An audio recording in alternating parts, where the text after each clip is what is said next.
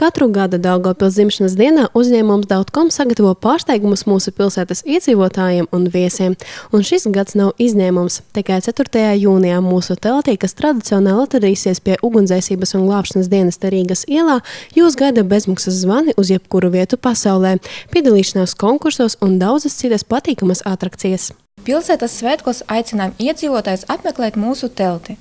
Dautkom teltī strādā speciālisti, kuri atbildēs uz jūsu jautājumiem par televīziju, internetu un mājas telefona pakalpojumiem.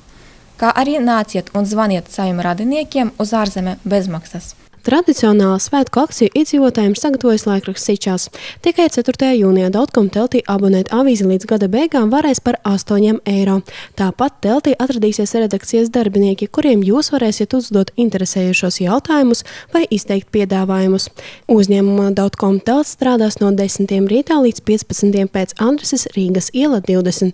Svinēsim Daugavpils dzimšanas dienu kopā!